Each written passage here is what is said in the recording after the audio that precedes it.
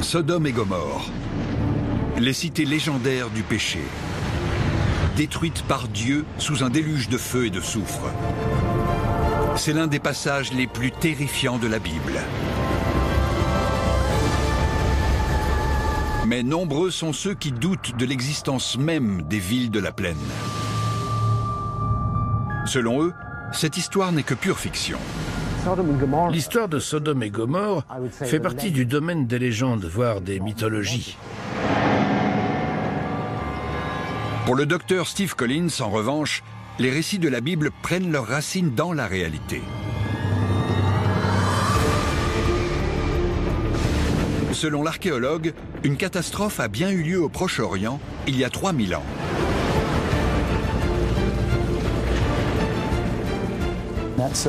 La civilisation est comme balayée. Cet événement a dû être absolument terrifiant. C'est l'histoire d'un des secrets les mieux gardés de la Terre Sainte. Une histoire qui dévoile le véritable sens des flammes de l'enfer décrites dans la Bible. Imaginez l'équivalent d'une immense bombe atomique, la plus puissante que l'homme ait jamais créée. Collins est convaincu d'avoir localisé les vestiges d'une ville dévastée par un cataclysme antique. Serait-il sur la piste des cités légendaires de Sodome et Gomorrhe ?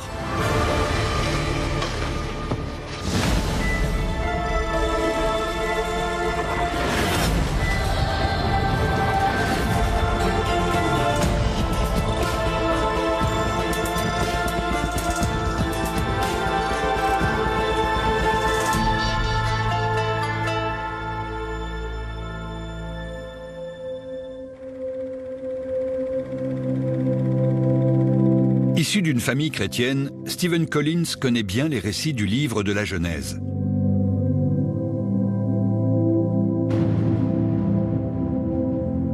Il fréquente une église au Nouveau-Mexique où son père est diacre et enseigne le catéchisme. Mais avant la Bible, sa foi fait un détour par un autre livre. Très jeune, Collins est captivé par le darwinisme et étudie De l'origine des espèces, son ouvrage fondateur, qui propose la théorie de l'évolution. Quand j'étais petit, je ne prêtais guère attention à la Bible, pas plus que les autres gamins. Ça ne m'intéressait pas. Puis, à l'école primaire, je me suis pris de passion pour les mécanismes de l'évolution de la race humaine. J'étais fasciné par ces sujets, donc je les ai étudiés. Collins s'inscrit à l'université dans le but d'obtenir un diplôme en anthropologie et en linguistique. Mais il découvre rapidement que les sujets qu'il étudie et sa foi ne font pas toujours bon ménage.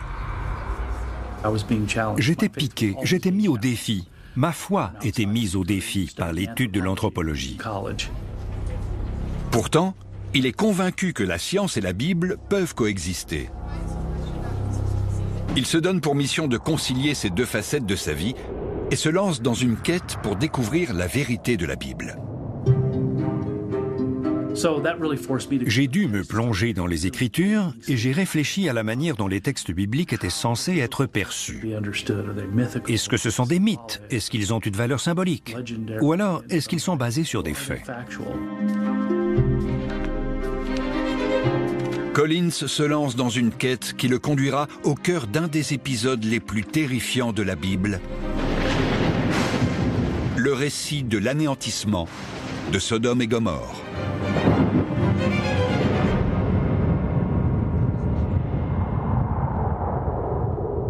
La Bible évoque 5 villes de la plaine, chacune gouvernée par un roi, situées dans une région fertile au sud du pays de Canaan.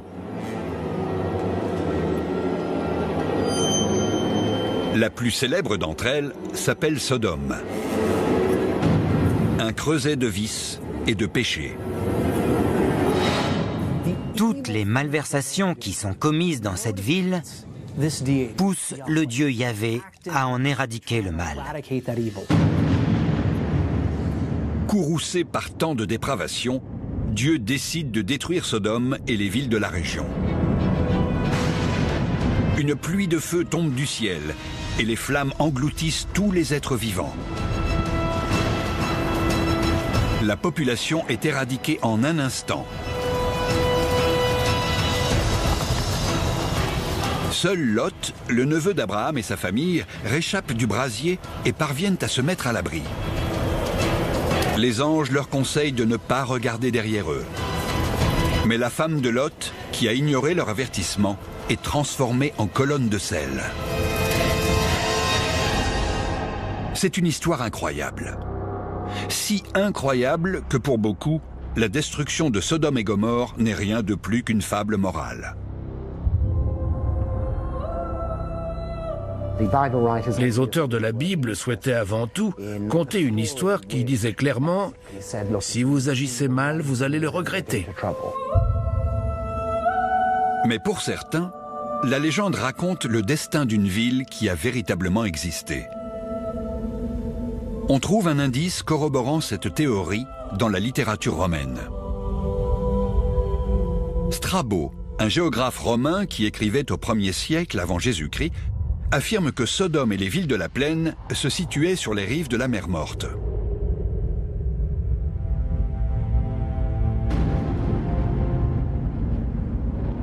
En 1973, des fouilles organisées au sud de la mer Morte ont mis au jour les vestiges d'une présence humaine dans l'Antiquité. Les excavations ont révélé 5 sites qui semblaient correspondre aux descriptions bibliques des 5 villes de la plaine. Les sites auraient été détruits à l'âge du bronze en 2300 avant Jésus-Christ environ. C'est-à-dire pendant le 3e millénaire avant Jésus-Christ, l'époque à laquelle vécut, selon de nombreux spécialistes, le patriarche Abraham. Encore plus incroyable, ces sites auraient été anéantis dans les flammes d'un feu cataclysmique. Les plus grandes de ces 5 villes sont Bab-edra et Nouméra. Dans l'esprit de nombreux experts, ces découvertes écartent le moindre doute. Il s'agit de Sodome et Gomorrhe.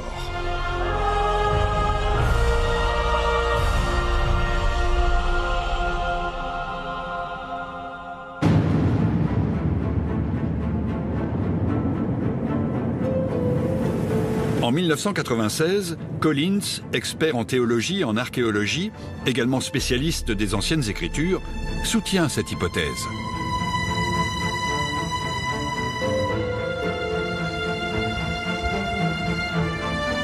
Il va même jusqu'à voyager en Terre Sainte pour faire part de sa théorie à qui veut l'entendre. Je ne voyais pas pourquoi Bab-edra et Nouméra ne pouvaient pas être Sodome et Gomorrhe. Tout semblait collé. J'ai même organisé beaucoup d'excursions touristiques à Bab-edra et Nouméra. Mais tout est sur le point de s'écrouler.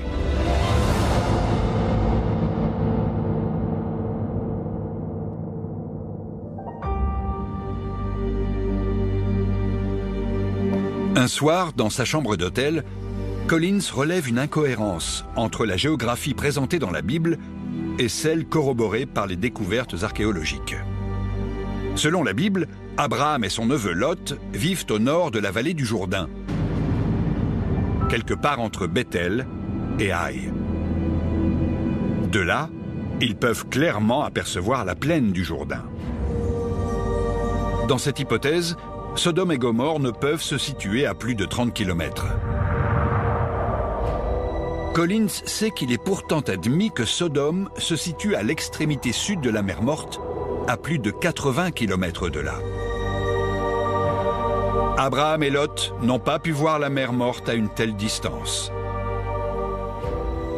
Depuis la région de Bethel et Haï, on aperçoit à peine l'extrémité nord de la mer Morte. Je ne comprenais pas pourquoi on avait cru que Sodome et Gomorrhe étaient au sud de la mer Morte. Collins se rend compte que les archéologues fouillent au mauvais endroit. Je me trouvais face à un cas de conscience, parce qu'en général, je préfère emmener les gens sur des lieux authentiques. Mais là, je devais résoudre cette énigme géographique.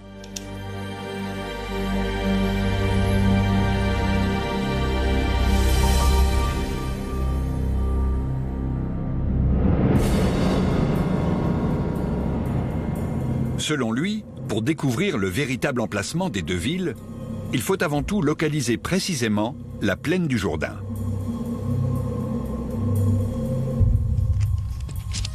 Le livre de la Genèse donne quelques informations sur cette plaine en Jordanie et sur les villes de la plaine, mais ça n'est pas très précis. Le récit de la destruction de Sodome n'est pas écrit dans un style suffisamment détaillé. Il est impossible de s'y référer pour trouver la ville. Cependant, Collins découvre un indice important dans les Écritures. En hébreu, le mot plaine se dit Kikar. C'est un mot qui possède plusieurs sens. Si vous lisez la version anglaise, les villes de Sodome et Gomorrhe se trouvent dans une plaine de Jordanie. Mais en hébreu, le mot plaine est en réalité un mot très étrange et inhabituel, Kikar. Dans la Bible hébraïque, le mot Kikar signifie rond. Le mot Kikar est la clé. Il apparaît très souvent dans plusieurs autres langues, l'égyptien, l'akkadien et l'ougaritique. Mais dans la Genèse, il s'agit de l'unique mot qui permet de localiser Sodome et Gomorrhe. Il décrit une zone circulaire et plate. Même en hébreu moderne, un rond-point s'appelle un Kikar. Donc on reste sur l'idée d'un cercle. La région avait la forme d'une galette, d'une crêpe. Elle était circulaire. Il n'existe qu'un seul endroit qui correspond à cette plaine circulaire traversée en son milieu par un fleuve. Il se situe au nord de la mer Morte. Quelque part dans ces plaines se trouvent peut-être les vestiges de la ville mythique de Sodome. Et peut-être le secret de sa destruction.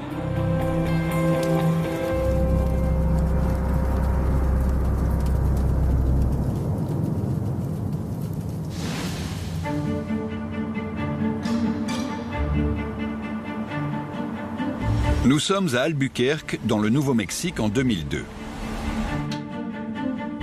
Voilà 6 ans que Stephen Collins a découvert qu'il est impossible que Sodome se situe au sud de la mer Morte. Mais son point de vue se heurte aux positions traditionnelles du monde de l'archéologie. Le mystère de Sodome continue de le hanter. C'est pourquoi il décide, envers et contre tous, de poursuivre sa quête. Sa première démarche est pourtant on ne peut plus académique. Il consulte une carte. Les experts passent leur temps à se quereller pour savoir si ces récits sont des légendes ou des faits réels, ou un peu des deux. Mais jamais ils ne se posent la question de l'exactitude des lieux géographiques décrits dans ces récits. Pourtant, la plupart sont vérifiables sur une carte. On peut dans presque tous les cas retracer le mouvement des populations.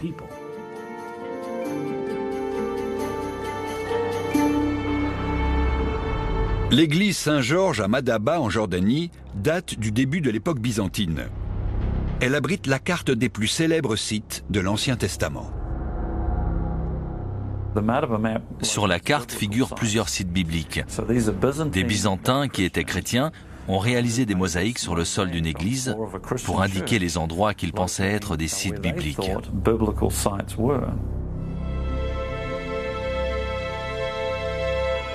La carte date du VIe siècle après Jésus-Christ. Elle inclut de nombreux sites qui étaient jusqu'alors inconnus des experts, mais dont l'existence a été confirmée par les recherches archéologiques ultérieures. Sur la carte figure Zoar, une des 5 villes de la plaine dans laquelle, selon la Bible, Lot et sa famille auraient fui. Collins espère que figure aussi sur la carte de Madaba la ville de Sodome. Ce n'est pas le cas.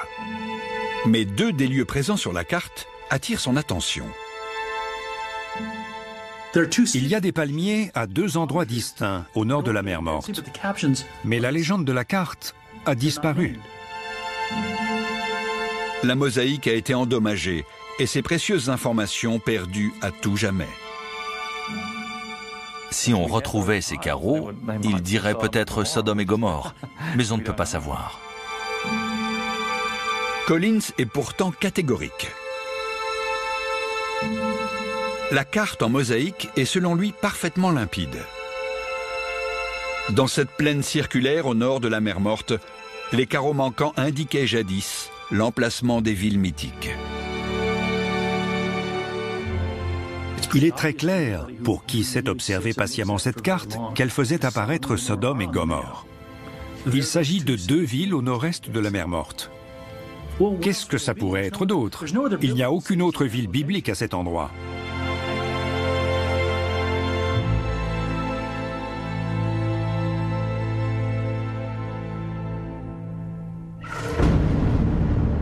Collins est décidé à prouver sa théorie une bonne fois pour toutes. Accompagné de sa femme Danette et de 2 amis, il part en Jordanie à la recherche des légendaires villes du péché.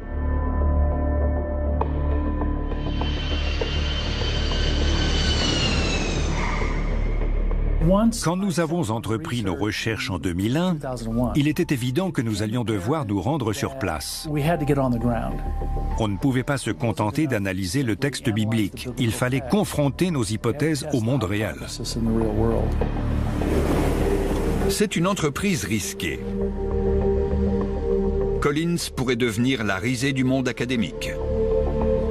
Cette quête est peut-être vouée à l'échec et pourrait mettre un terme à sa carrière. Dans ces cas-là, il faut trouver soi-même le financement. Nous avons puisé dans notre épargne et tout y est passé. En arrivant à Amman, en Jordanie, Collins se précipite au Centre américain des études orientales. Sa bibliothèque abrite l'une des plus riches collections de livres et de cartes rares de la région.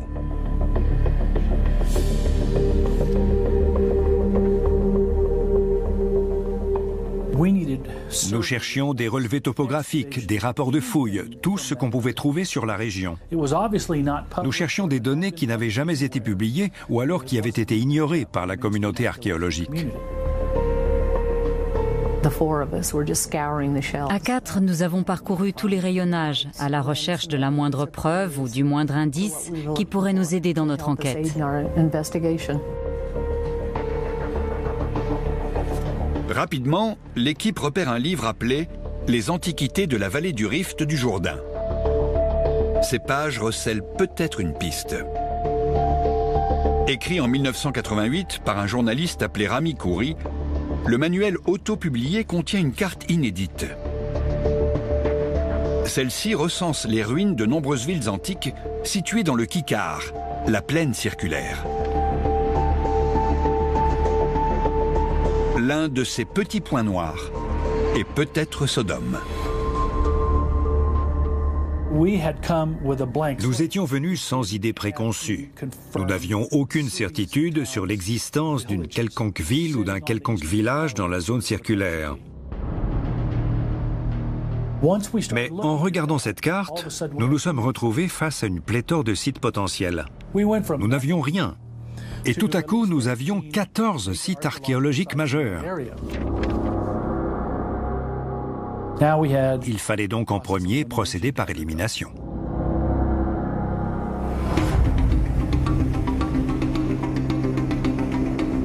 Nous avons exploré tous ces sites, un par un. Nous avons écumé méticuleusement tous les sites, les uns après les autres.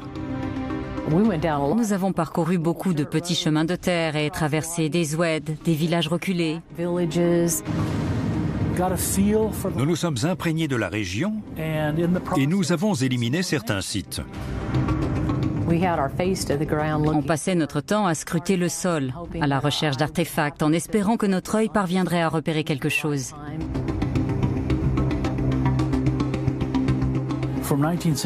Depuis 1967 et même avant, cette région est une zone militaire. Au début, je ne m'en suis pas vraiment ému. Mais par la suite, nous avons découvert la présence de mines antipersonnelles. Quel choc!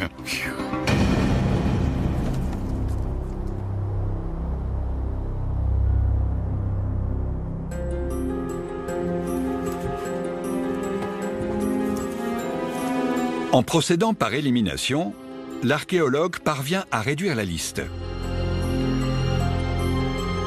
Le critère le plus déterminant est la taille.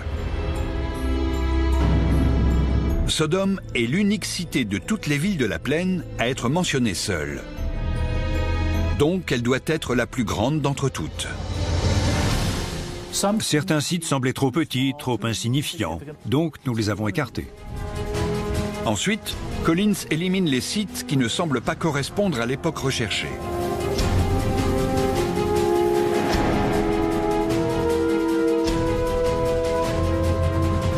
Au bout d'une semaine, 2 candidats restent en lice. Les monticules de Nimrine et Tal el-Hammam.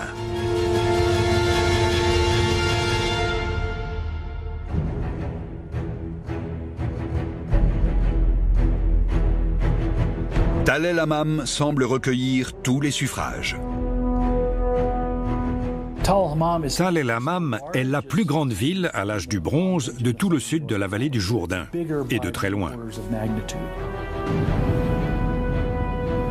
Quand nous avons aperçu la ville haute pour la première fois, en arrivant par la route, nous sommes tombés à la renverse.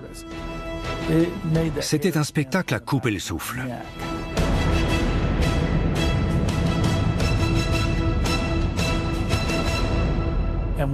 Et quand nous sommes descendus de voiture pour finir à pied, quel spectacle! Nous surplombions le site. À partir de ce moment-là, je n'ai plus eu le moindre doute. Cette ville n'était pas là par hasard. Il s'agissait de Sodome, j'en étais presque sûr.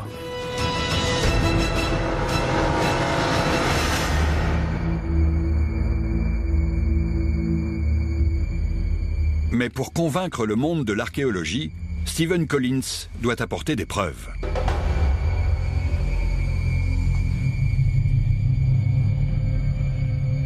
Et pour cela, il doit creuser.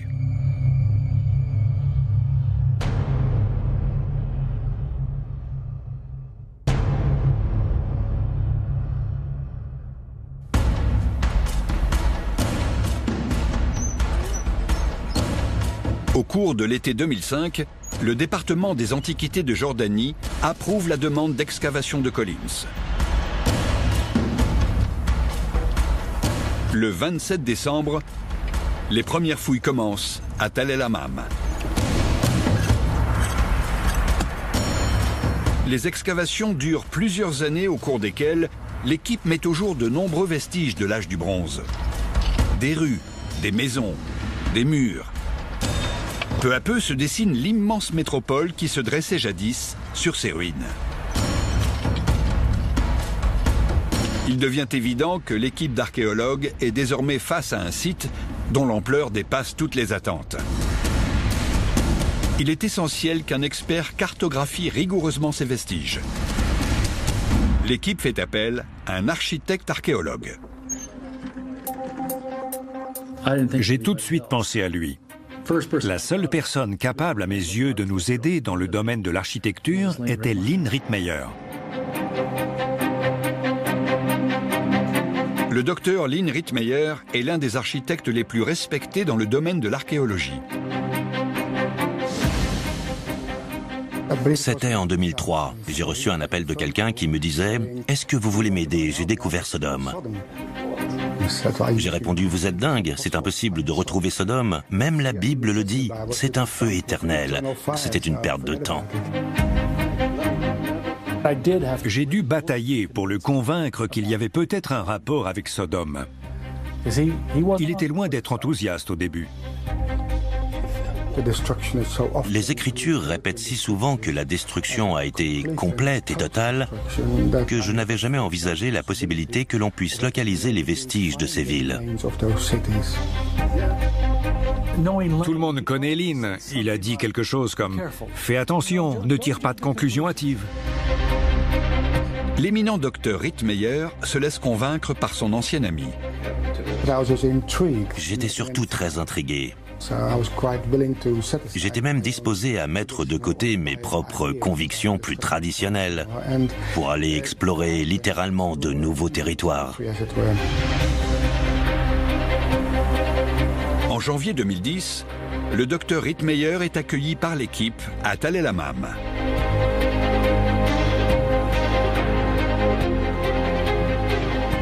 En arrivant sur le site lui-même, nous avons marché.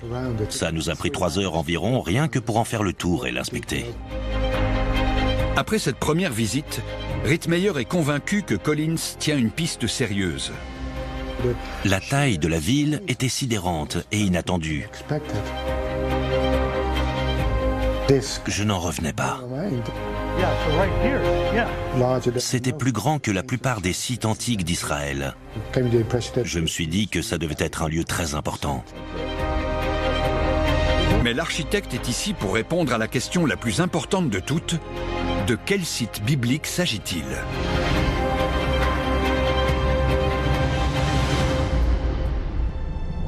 En toute logique, la Bible doit regorger de détails permettant de confirmer l'hypothèse selon laquelle Tal El Hammam est bien Sodome.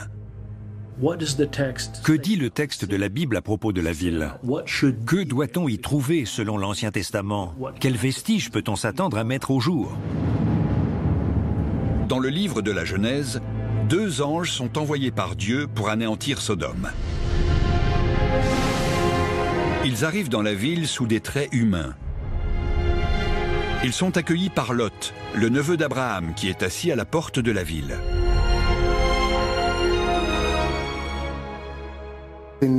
Dans le chapitre 19 de la Genèse, on lit que Lot est assis à la porte de Sodome. Donc il devait y avoir une immense porte de la ville, ce qui était commun. Selon la Bible, la cité antique de Sodome était fortifiée.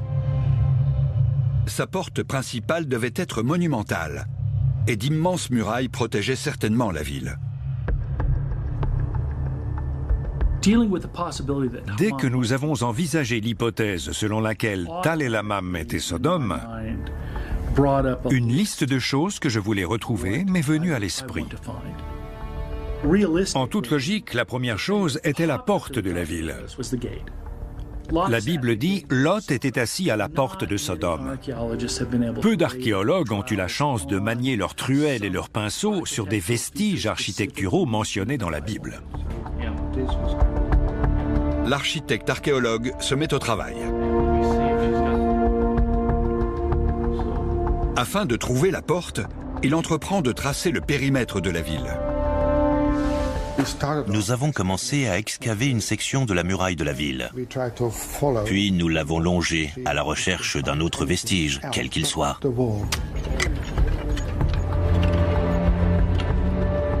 L'équipe finit par découvrir un mur de briques en terre qui s'appuie sur la muraille.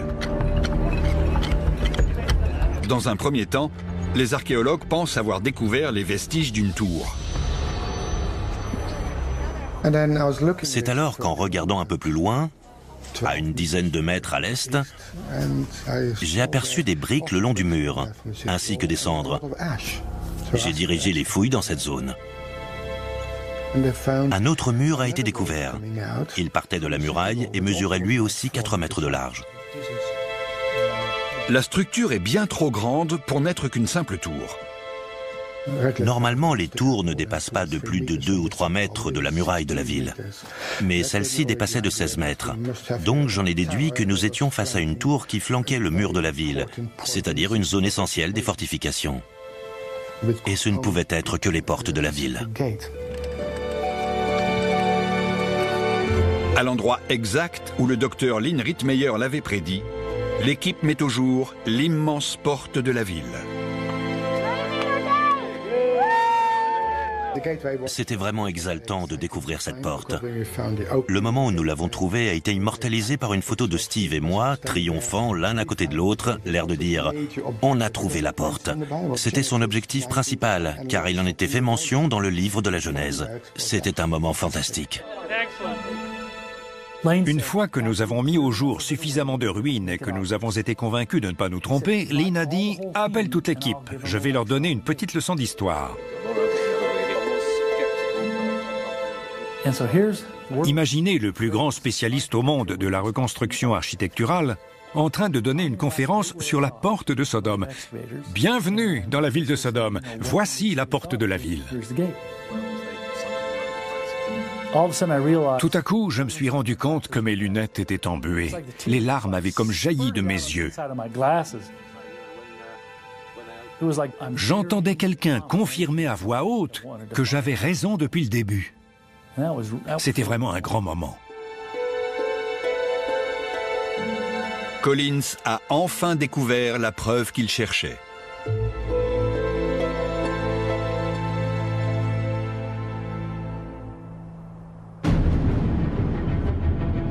Les indices semblent s'accumuler.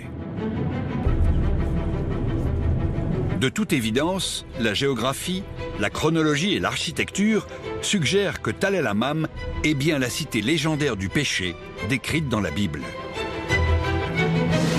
Mais pour en avoir le cœur net, Collins doit établir avec certitude que la ville qu'il vient de découvrir a été détruite dans les mêmes circonstances que Sodome, sous une pluie de feu apocalyptique.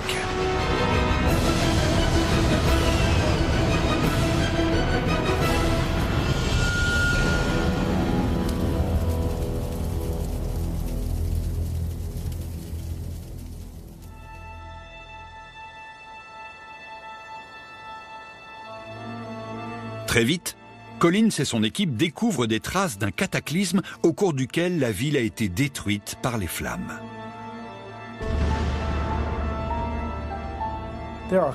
Il y avait des pavés de cette taille dans les cendres, qui avaient été brûlés à si haute température qu'ils étaient devenus de simples blocs de craie. Des briques en terre qui avaient été cuites jusqu'à devenir des morceaux de poterie, figés dans le temps. Mais les preuves mises au jour indiquent que la ville n'a pas seulement été détruite par le feu. Des bâtiments entiers semblent avoir été balayés.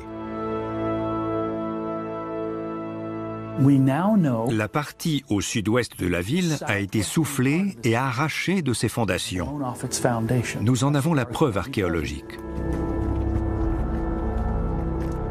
C'est un début prometteur, mais il faut plus pour en tirer des conclusions. D'autres villes bibliques comme Jéricho ont été détruites par les flammes.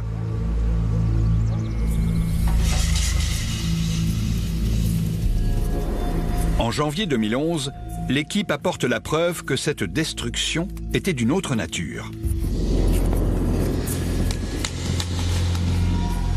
Des squelettes présentant des signes d'un traumatisme soudain sont mis au jour. En creusant plus profondément, nous avons découvert une couche de cendres épaisse d'1 mètre. Il y avait aussi des squelettes, pas des morts enterrés, mais jonchés dans toutes sortes de positions. Des positions très inhabituelles, pas des positions d'enterrement. Des membres tordus dans tous les sens, complètement désarticulés. Parfois même des orteils retournés. Ces gens ont été incinérés instantanément et se sont écroulés bras et jambes croisés, les os brisés.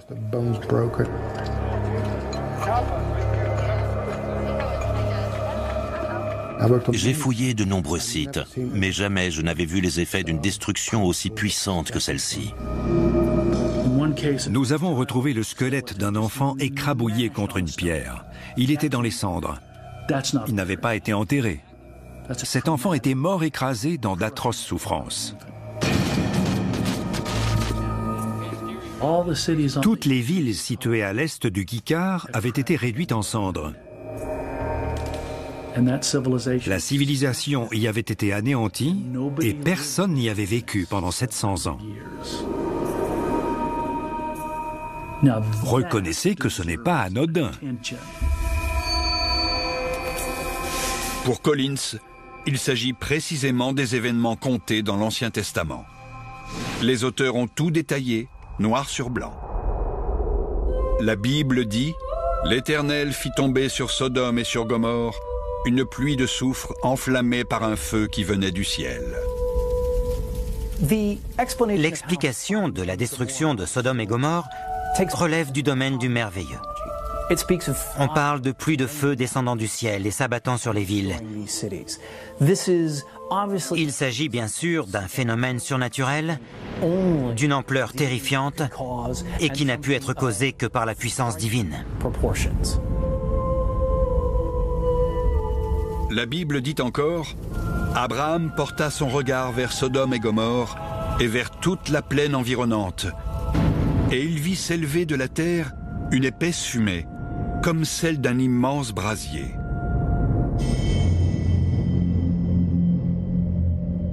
Selon une théorie communément admise, Sodome a été détruite par un séisme. Mais Collins n'est pas de cet avis.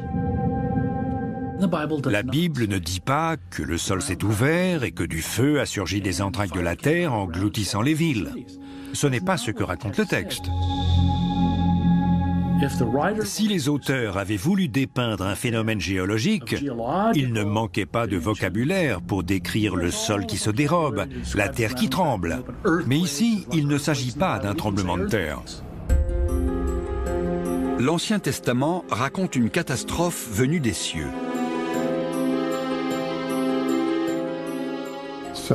Il s'agit des fameuses flammes de l'enfer, le feu et le soufre. Soufre en vieil anglais se dit brimstone, pierre qui brûle. Comment des pierres en feu ont-elles pu tomber du ciel? Le texte est limpide. Il est sans équivoque. Il s'agit d'un événement d'origine cosmique, d'un phénomène qui s'est produit dans le ciel. La mort est venue des cieux et non des profondeurs de la terre. Collins sait qu'il existe une explication simple. Un astéroïde se serait abattu sur la région, entraînant la destruction des villes de la plaine. Mais une météorite aurait laissé une trace de son passage, un immense cratère. Aucun cratère n'a été découvert dans la région. L'hypothèse d'une météorite, tout comme l'hypothèse d'un tremblement de terre, ne tient pas la route.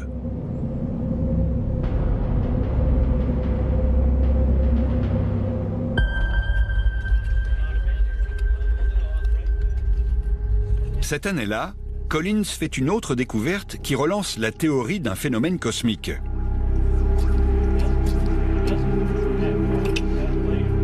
Alors que l'équipe passe au peigne fin les cendres de Tal el-Hammam, l'archéologue fait une découverte étonnante. Des fragments de poterie vieux de plus de 4000 ans. Nous sommes arrivés à la couche de cendres datant de l'âge du bronze moyen. La cendre était dure comme de la pierre, d'un gris très sombre et truffée de débris de toutes sortes. Nous étions tous affairés avec nos petites truelles quand j'ai aperçu ce fragment de poterie brillant comme du verre, de couleur vert bouteille. Je l'ai ramassé, je l'ai retourné. On voyait les marques de fabrication. Il était en argile. Il avait la bonne composition, aucun doute. Il s'agissait d'un artefact datant de l'âge du bronze moyen. Collins est troublé par la surface de ce fragment qui semble lustré, comme de la céramique.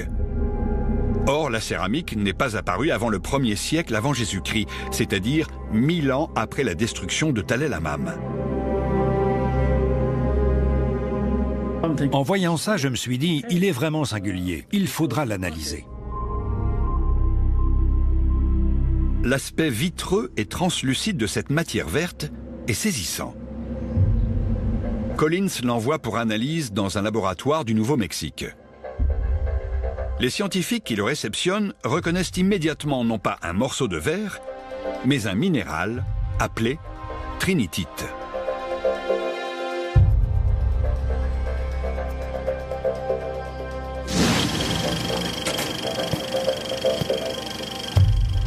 La trinitite a justement été découverte dans le sable du désert du Nouveau-Mexique en 1945.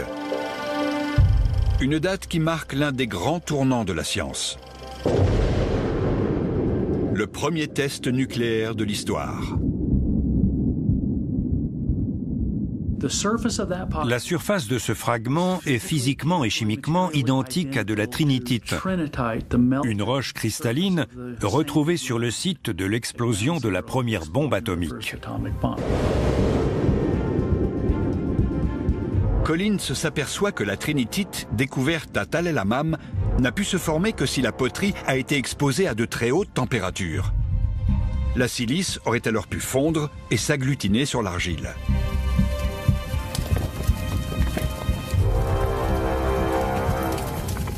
L'intérieur de la poterie a été porté à plus de 4000 degrés. Mais nous savons que ça n'a pas duré longtemps. Sinon, la poterie aurait entièrement fondu. Mais un seul fragment de poterie fondue n'est pas synonyme d'explosion atomique. Collins et son équipe se mettent alors en quête d'autres résidus similaires. Ils s'aperçoivent rapidement que la région en est truffée. Nous avons retrouvé du verre dans toute la zone où il y avait du sable. Le sable avait fondu et s'était transformé en grumeaux de verre. La chaleur d'un four ou d'un foyer n'est pas suffisante pour produire de la trinitite. La silice ne peut entrer en fusion que si elle est soumise à des températures de l'ordre de 1500 degrés Celsius. Ce verre particulier, de l'impactite, se trouvait dans toute la région du Kikar, autour de Tal El Hammam. D'où provient-il? Collins reste persuadé que le suspect numéro 1 n'est autre qu'un astéroïde. Mais son hypothèse semble toujours invalidée par l'absence de cratère.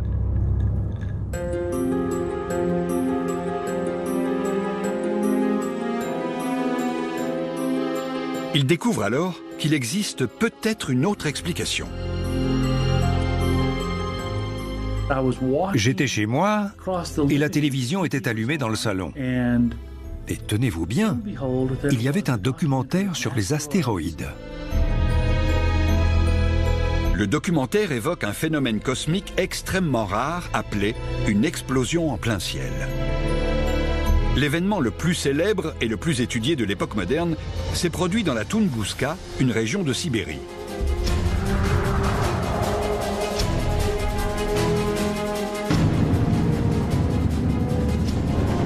En 1908, 2000 km² de forêts denses ont été incinérées instantanément. La destruction des arbres a pu être provoquée par le souffle d'une déflagration équivalente à l'explosion de 15 mégatonnes de TNT. Imaginez l'équivalent d'une immense bombe atomique, la plus puissante que l'homme ait jamais créée. Une telle explosion est causée par la désintégration d'un corps céleste avant son impact, ce qui explique l'absence de cratère. Quand un astéroïde se fragmente, sa surface augmente, la force de frottement aussi, et il perd très rapidement de la vitesse. C'est pendant cette phase que cette immense quantité d'énergie cinétique produit dans l'atmosphère une onde de choc et une impulsion thermique à haute température.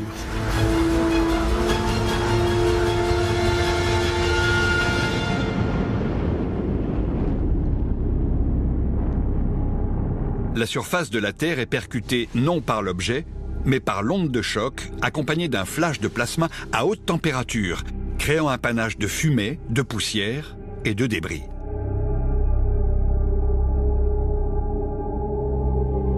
Il en résulte un nuage semblable à un champignon atomique, dont la détonation est largement supérieure et qui peut être observé à des centaines de kilomètres. En voyant ça, j'ai dû m'asseoir. J'ai continué à regarder en pensant « ce n'est pas croyable, c'est exactement ce qu'Abraham a vu ». Pour Stephen Collins, Abraham a observé ce matin-là le panache d'une explosion en plein ciel. Donc, à mon avis, la Bible présente ce qu'on appelle une description phénoménologique des conséquences catastrophiques d'une explosion en plein ciel, vue par un témoin qui se tenait à bonne distance. C'est une théorie audacieuse, Mais Stephen Collins est convaincu qu'elle est corroborée par les fragments de poterie. En effet, leur aspect de céramique n'est présent que d'un seul côté. Les effets d'une température extrême sur une face de l'objet et non sur l'autre montrent qu'il y a eu un apport de chaleur très intense dans une direction en particulier et qui était très bref, ce qui est typique d'une explosion en plein ciel. Il y a comme un éclair de chaleur qui fait fondre la surface de la poterie, mais pas l'intérieur, car il est très court. C'est la signature d'une explosion en plein ciel. Collins a toujours considéré la destruction de Sodome comme le crime parfait. L'anéantissement total d'une ville sans la moindre trace du coupable. Et l'explication d'une explosion en plein ciel semble parfaite. En effet, il s'agit d'un événement cosmique qui ne laisse presque pas d'indices. Tout est détruit, déchiré, pulvérisé et englouti dans un immense panache de débris. Donc, il ne reste presque rien.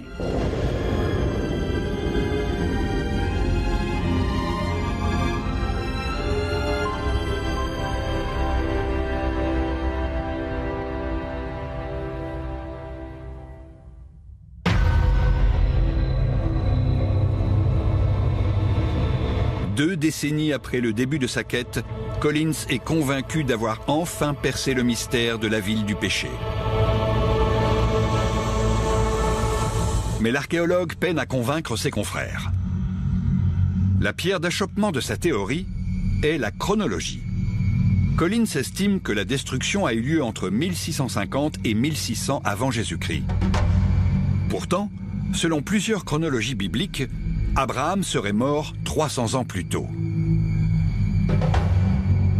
Pour les littéralistes qui prennent la Bible à la lettre, il est donc impossible qu'il ait assisté à la destruction de Tal el-Hammam.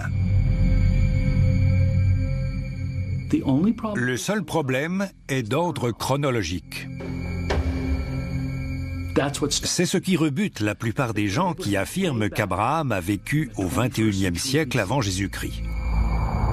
Dans la chronologie de l'archevêque Usher, Abraham a vécu jusqu'à 175 ans et Isaac 180 ans.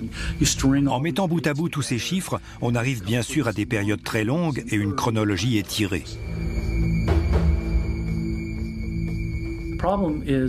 Le problème est que ces chiffres ne sont pas à prendre littéralement. Il s'agit de conventions. Ils sont symboliques. Pour l'archéologue, tous les éléments découverts sur le site de Tal el-Hammam s'inscrivent dans le récit biblique. Pour localiser la véritable cité biblique de Sodome, je me suis basé sur 3 confirmations: spatiale, temporelle et matérielle. Nous avons trouvé un lieu et nous avons réalisé des tests. Nous avons confirmé que les villes étaient à l'endroit indiqué par la Bible, que la chronologie était cohérente à mes yeux et que leur destruction a été identique à celle décrite par les auteurs. Même si sa théorie ne fait pas l'unanimité, Collins a été rejoint par un éminent spécialiste. Je suis une personne très prudente. Tout le monde sait que j'avais des réserves sur le fait que Tal el-Hammam était la ville de Sodome. Ça a pris des années, mais j'en suis désormais convaincu. Tal el-Hammam est bien Sodome. C'est la première fois que je le dis à voix haute. À l'heure actuelle, le docteur Stephen Collins dirige encore les fouilles de Tal el-Hammam, la ville antique qui, selon lui, a été anéantie sous les flammes de l'enfer. Même si l'histoire de la destruction de Sodome et Gomorrhe n'avait jamais été racontée dans la Bible ou dans un autre livre, il faudrait quand même expliquer cette explosion cosmique au-dessus du Kikar, cette déflagration en plein ciel qui a anéanti toute une civilisation. La science indique que c'est probablement ce qui s'est passé, et je suis sûr que l'avenir le confirmera.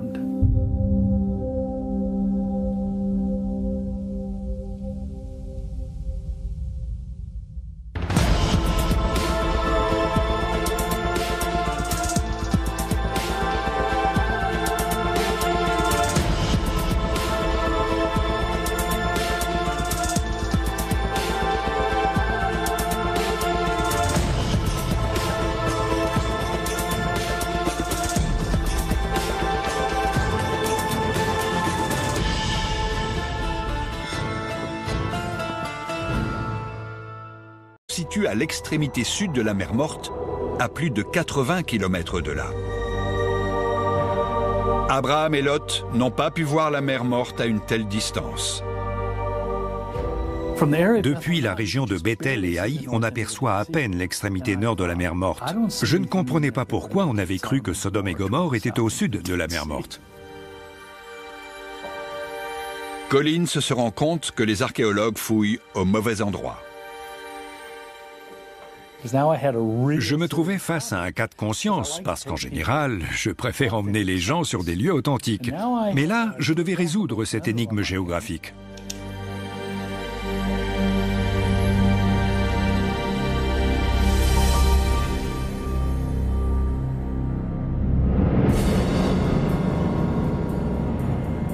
Selon lui, pour découvrir le véritable emplacement des deux villes, il faut avant tout localiser précisément la plaine du Jourdain.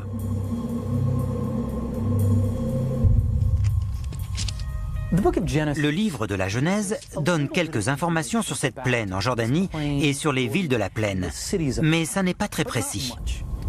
Le récit de la destruction de Sodome n'est pas écrit dans un style suffisamment détaillé. Il est impossible de s'y référer pour trouver la ville. Cependant, Collins découvre un indice important dans les Écritures. En hébreu, le mot plaine se dit « kikar ». C'est un mot qui possède plusieurs sens. Si vous lisez la version anglaise, les villes de Sodome et Gomorrhe se trouvent dans une plaine de Jordanie. Mais en hébreu, le mot plaine est en réalité un mot très étrange et inhabituel, kikar. Dans la Bible hébraïque, le mot kikar signifie rond. Le mot kikar est la clé. Il apparaît très souvent dans plusieurs autres langues, l'égyptien, l'akkadien et l'ougaritique. Mais dans la Genèse, il s'agit de l'unique mot qui permet de localiser Sodome et Gomorrhe. Il décrit une zone circulaire et plate. Même en hébreu moderne, un rond-point s'appelle un kikar. Donc on reste sur l'idée d'un cercle. La région avait la forme d'une galette, d'une crêpe. Elle était circulaire. Il n'existe qu'un seul endroit qui correspond à cette plaine circulaire traversée en son milieu par un fleuve. Il se situe au nord de la mer Morte. Quelque part dans ces plaines se trouvent peut-être les vestiges de la ville mythique de Sodome. Et peut-être le secret de sa destruction.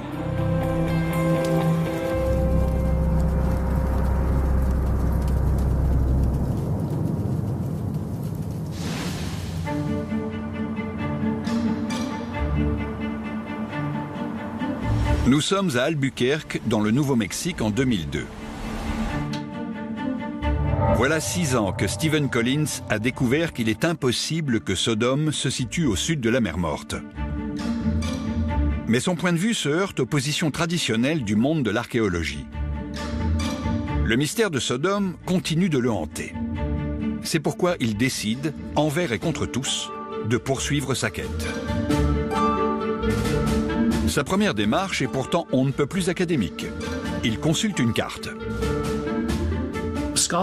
Les experts passent leur temps à se quereller pour savoir si ces récits sont des légendes ou des faits réels, ou un peu des deux. Mais jamais ils ne se posent la question de l'exactitude des lieux géographiques décrits dans ces récits. Pourtant, la plupart sont vérifiables sur une carte. On peut dans presque tous les cas retracer le mouvement des populations.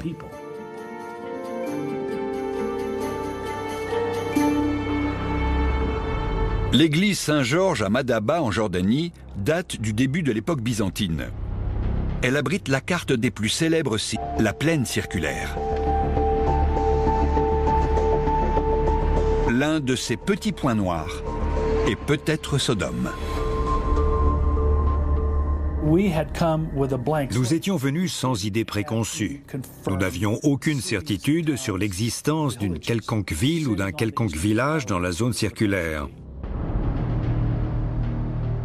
Mais en regardant cette carte, nous nous sommes retrouvés face à une pléthore de sites potentiels. Nous n'avions rien. Et tout à coup, nous avions 14 sites archéologiques majeurs.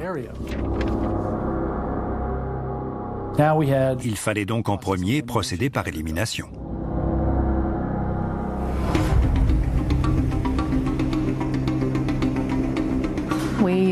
Nous avons exploré tous ces sites, un par un. Nous avons écumé méticuleusement tous les sites, les uns après les autres. Nous avons parcouru beaucoup de petits chemins de terre et traversé des oueds, des villages reculés. Nous nous sommes imprégnés de la région et nous avons éliminé certains sites. On passait notre temps à scruter le sol, à la recherche d'artefacts, en espérant que notre œil parviendrait à repérer quelque chose.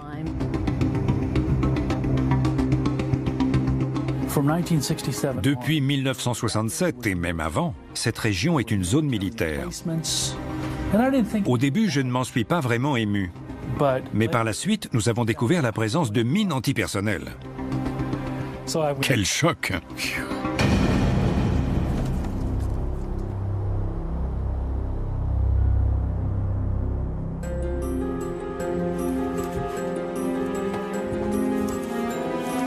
En procédant par élimination, l'archéologue parvient à réduire la liste.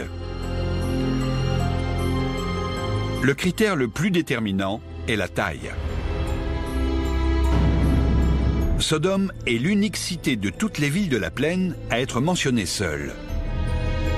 Donc elle doit être la plus grande d'entre toutes.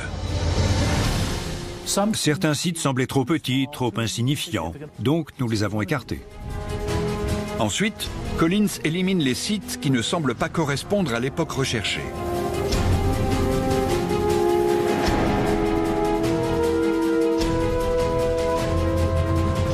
Au bout d'une semaine, 2 candidats restent en lice.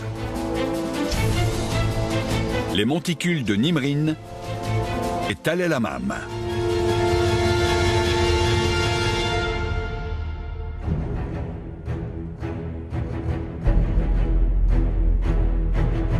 Tal el-Hammam semble recueillir tous les suffrages. Tal el-Hammam est la plus grande ville à l'âge du bronze de tout le sud de la vallée du Jourdain, et de très loin. Quand nous avons aperçu la ville haute pour la première fois, en arrivant par la route, nous sommes tombés à la renverse. C'était un spectacle à couper le souffle.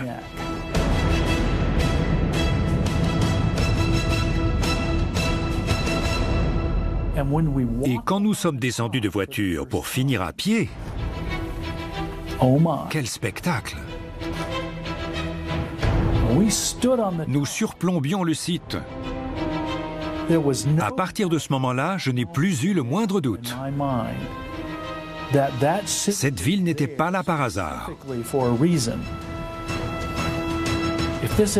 Il s'agissait de Sodome, j'en étais presque sûr.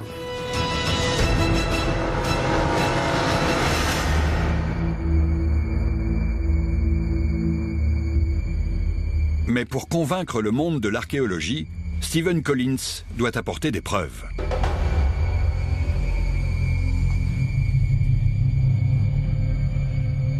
Et pour cela, il doit creuser.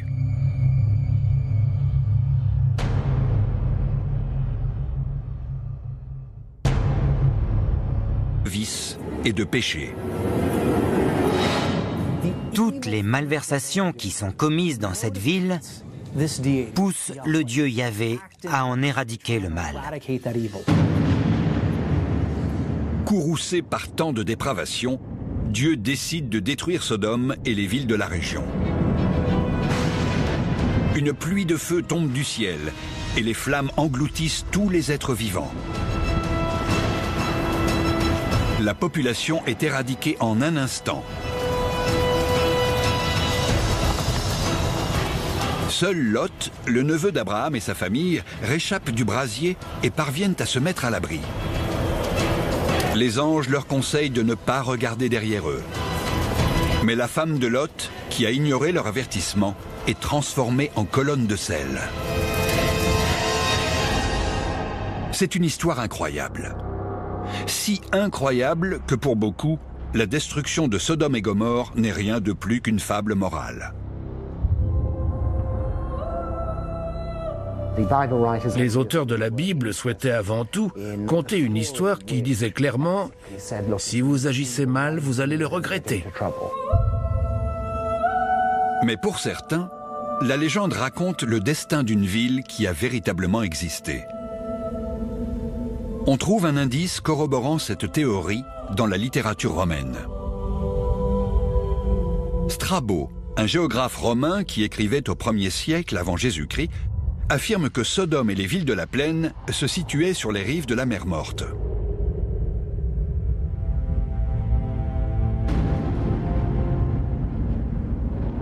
En 1973, des fouilles organisées au sud de la mer Morte ont mis au jour les vestiges d'une présence humaine dans l'Antiquité.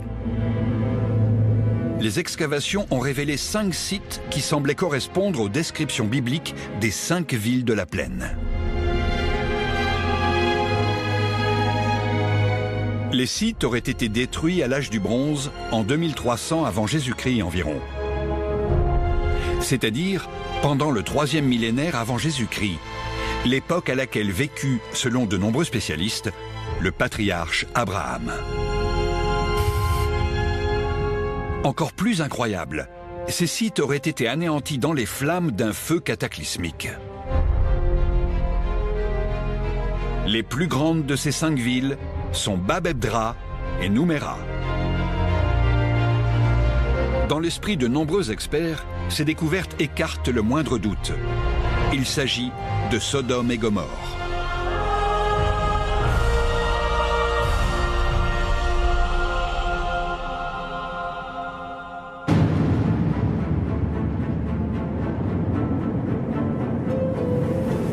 En 1996, Collins, expert en théologie et en archéologie, également spécialiste des anciennes écritures, soutient cette hypothèse.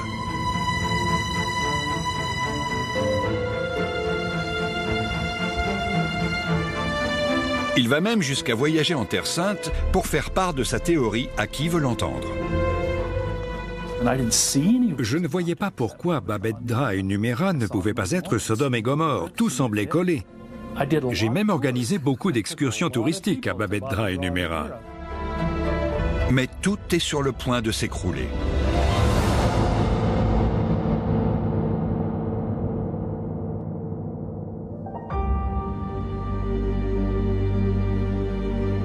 Un soir, dans sa chambre d'hôtel, Collins relève une incohérence entre la géographie présentée dans la Bible et celle corroborée par les découvertes archéologiques. Selon la Bible, Abraham et son neveu Lot vivent au nord de la vallée du Jourdain, quelque part entre Bethel et Haï. De là, ils peuvent clairement apercevoir la plaine du Jourdain.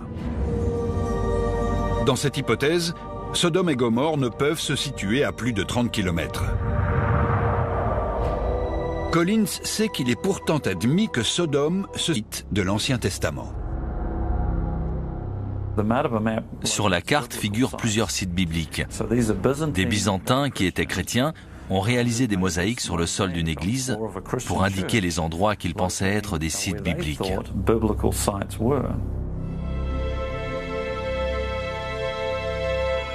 La carte date du VIe siècle après Jésus-Christ. Elle inclut de nombreux sites qui étaient jusqu'alors inconnus des experts, mais dont l'existence a été confirmée par les recherches archéologiques ultérieures. Sur la carte figure Zoar, une des 5 villes de la plaine dans laquelle, selon la Bible, Lot et sa famille auraient fui. Collins espère que figure aussi sur la carte de Madaba la ville de Sodome. Ce n'est pas le cas. Mais 2 des lieux présents sur la carte attirent son attention. Il y a des palmiers à 2 endroits distincts, au nord de la mer Morte. Mais la légende de la carte a disparu. La mosaïque a été endommagée et ses précieuses informations perdues à tout jamais. Si on retrouvait ces carreaux, ils diraient peut-être Sodome et Gomorrhe, mais on ne peut pas savoir. Collins est pourtant catégorique. La carte en mosaïque est selon lui parfaitement limpide. Dans cette plaine circulaire au nord de la mer Morte, les carreaux manquants indiquaient jadis l'emplacement des villes mythiques. Il est très clair, pour qui sait observer patiemment cette carte, qu'elle faisait apparaître Sodome et Gomorrhe. Il s'agit de deux villes au nord-est de la mer Morte. Qu'est-ce que ça pourrait être d'autre? Il n'y a aucune autre ville biblique à cet endroit.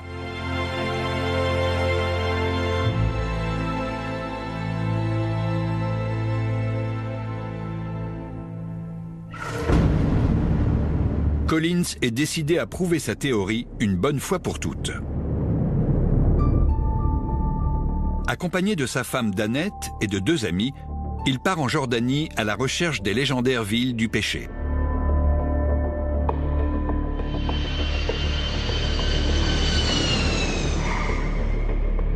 Quand nous avons entrepris nos recherches en 2001, il était évident que nous allions devoir nous rendre sur place. On ne pouvait pas se contenter d'analyser le texte biblique. Il fallait confronter nos hypothèses au monde réel. C'est une entreprise risquée. Collins pourrait devenir la risée du monde académique. Cette quête est peut-être vouée à l'échec et pourrait mettre un terme à sa carrière. Dans ces cas-là, il faut trouver soi-même le financement. Nous avons puisé dans notre épargne et tout y est passé. En arrivant à Amman, en Jordanie, Collins se précipite au Centre américain des études orientales. Sa bibliothèque abrite l'une des plus riches collections de livres et de cartes rares de la région.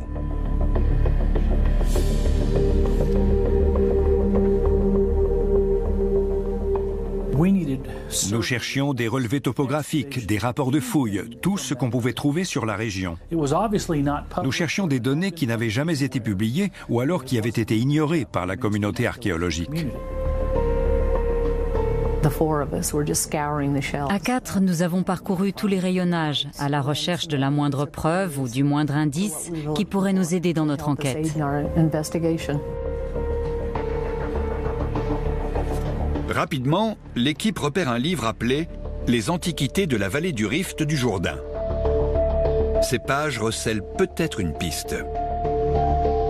Écrit en 1988 par un journaliste appelé Rami Khoury, le manuel auto-publié contient une carte inédite.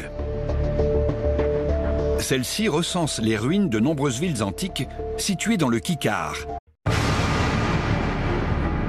Sodome et Gomorrhe, les cités légendaires du péché, détruites par Dieu sous un déluge de feu et de soufre.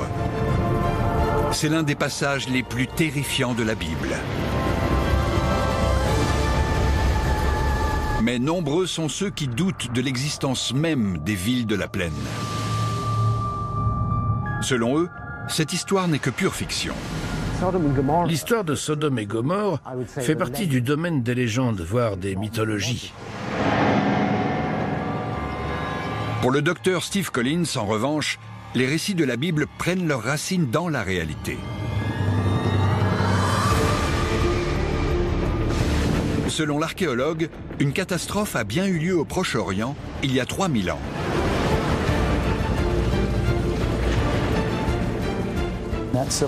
La civilisation est comme balayée. Cet événement a dû être absolument terrifiant. C'est l'histoire d'un des secrets les mieux gardés de la Terre Sainte. Une histoire qui dévoile le véritable sens des flammes de l'enfer décrites dans la Bible. Imaginez l'équivalent d'une immense bombe atomique, la plus puissante que l'homme ait jamais créée. Collins est convaincu d'avoir localisé les vestiges d'une ville dévastée par un cataclysme antique. Serait-il sur la piste des cités légendaires de Sodome et Gomorrhe ?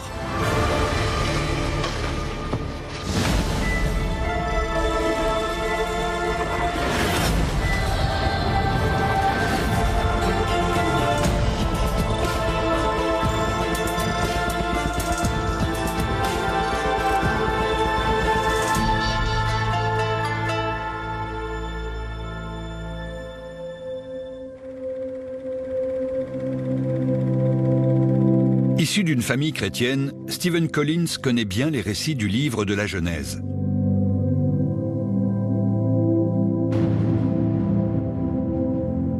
Il fréquente une église au Nouveau-Mexique où son père est diacre et enseigne le catéchisme. Mais avant la Bible, sa foi fait un détour par un autre livre. Très jeune, Collins est captivé par le darwinisme et étudie De l'origine des espèces, son ouvrage fondateur, qui propose la théorie de l'évolution. Quand j'étais petit, je ne prêtais guère attention à la Bible, pas plus que les autres gamins. Ça ne m'intéressait pas. Puis, à l'école primaire, je me suis pris de passion pour les mécanismes de l'évolution de la race humaine. J'étais fasciné par ces sujets, donc je les ai étudiés.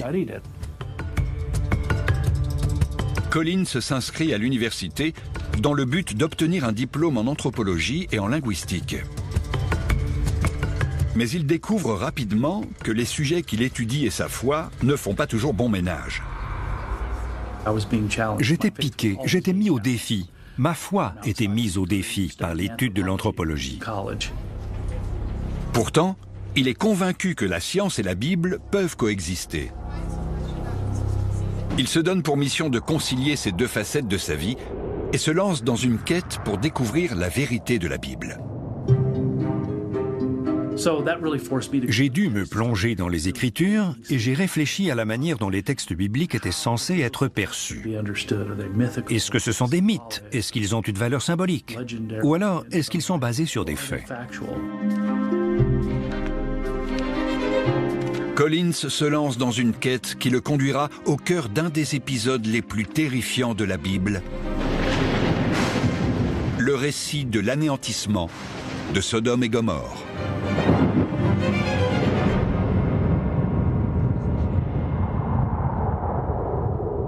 La Bible évoque 5 villes de la plaine, chacune gouvernée par un roi, situées dans une région fertile au sud du pays de Canaan.